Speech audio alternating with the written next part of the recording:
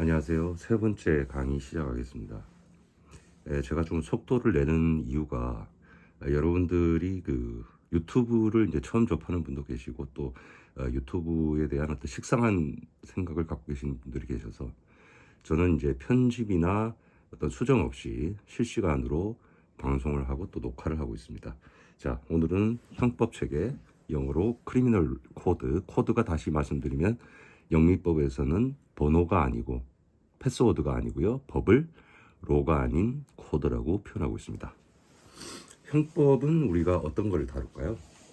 교통사고, 범죄, 주로 이런 어떤 그 공권력이라고 합니다. 국가의 어떤 경찰 권력과 검찰 권력, 전국적으로는 형벌, 재판을 통한 어떤 공권력의 행사를 다루고 있기 때문에 그 어떤 것보다도 신중하고 또 조심스럽게 접근해야 되는 민법의 어떤 돈에 관계하는 다른 어떤 신체의 자유를 제한하는 것이기 때문에 매우 신중하게 접근해야 됩니다. 하지만 제가 말씀드렸지만 법은 우리 사회생활의 경험에 있지 교과서에 있지 않습니다. 자, 오늘은 크리미널 코드 형법의 체계 설명드리겠습니다.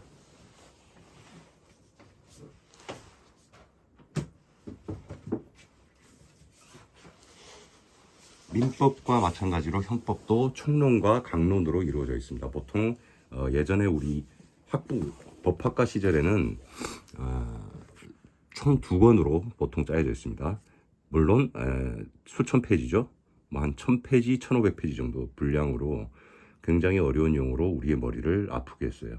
그래서 저는 이제 체계 설명드릴 때는 이제 제가 갖고 있는 지금은 이제 퇴직을 하셨던 이재상 교수님, 서울 법학과 출신이고 또 검사 출신이면서 최종 이화여대 로스쿨 명예교수이기도 하죠. 거의 형법의 바이블이라고 저희는 닉네임을 짓기도 했습니다. 그 이재상 교수님의 책으로 강의를 하지 않고 체계만 말씀드리고요. 목차 체계를 설명드리고 본강의는 제가 말씀드렸던 유동훈 변호사님의 형사 로스쿨 수업이란 그 케이스로 설명이 되어 있습니다. 이 책.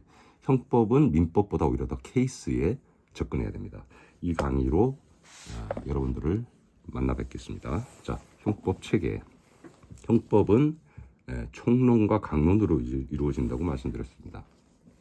그럼 형법 총론에서는 어떠한 내용을 다루고 있을까요? 자, 형법은 총론에서는 범죄의 개념에 대해서 먼저 설명을 하고 있고요. 두 번째, 그 어떠한 행위, 우리는 범죄 이전에 범죄가 될 수 있는 자격, 대상을 행위라고 합니다. 우리가 밥을 먹고 또 그 신진대사 활동을 하고 또 일을 하러 가고 이런 어떤 사회적인 일상적인 범죄의 대상이 되지 않는 행위를 행위라고 하지 않습니다. 형법에서 행위는 범죄가 되는 행위를, 사람을 죽이고 물건을 훔치고 또 폭행을 하고 이런 것들, 그 관심 대상을 행위라고 하고, 그 행위 중에서도 어떠한 행위들이, 어떠한 유형들이 범죄를 이루고 있냐, 구성 요건이라고 합니다. 또 그 구성 요건에 해당하면 또 불법이 될 수 있다. 정당방위가 되면 행위, 범죄가 되지만 최종적으로는 합법화되는 그런 위법성, 그다음에 최종 미성년자라든지, 지금은 이제 민법상으로는 만 19세죠. 선거 연령은 18세입니다. 민법상의 다른 어떤 형법상의 어떤 이 사람을 벌할 수 있는지, 이 사람이 범죄를 저질렀지만 이 사람을 처벌할 수 있는지, 그런 어떤 책임을 지울 수 있는 책임 능력, 또 최종 이 사람이 어떤 죄를 몇 개를 지었는지, 상습적으로 했는지, 또는 하나의 행위로 여러 개의 죄를 범할 수 있는지, 그런 어떤 죄의 숫자, 죄의 수, 그다음에 최종 형벌의 종류, 이 사람을 감옥에 넣을 건지 징역 금고, 또 일을 시킬 건지 말 건지 징역 금고, 그다음에 그냥 돈으로 해결할 건지 벌금, 그다음에 또 이 사람이 어떤 명예를 정지시킬 건지 자격 정지, 이런 어떤 형벌의 종류, 그리고 또 이 사람이 형벌로는 부족해서 어떤 사회적인 감시가 필요하죠. 보완 처분이라고 합니다. 우리 예를 들어서 사회생활에서 답이 있다고 했습니다. 우리 그 최근에 그 성추행범들의 어떤 그 퇴소 후에 교도소에서 풀려나고 사회생활을 하는데도 이게 불안한 거예요. 일반 시민들. 그래서 보안 감찰을 시킵니다. 그러니까 감시를 시키죠. 뭐 전자팔찌를 채운다.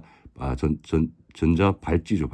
팔찌가 아니고 발찌를 채워서 디지털로 어떤 감시 또 사람을 이제 붙여서 보안 감찰 사람을 붙여서 일거수일투족을 감시한다든지 이런 보안 처분에 대해서 하고 있는 게 형법 총론입니다. 강론은 그 형법 총론의 원칙의 세부 내용이라고 했죠. 민법하고 똑같습니다. 그 형법의 각 죄의 유형, 뭐 살인죄, 강도죄, 뭐 이런 것들. 그래서 강론에서는 보통 순서가 이렇습니다. 강론의 순서를 보시면 촬영이 좀 제가 지저분해서 손으로 직접 들고 말씀드리겠습니다.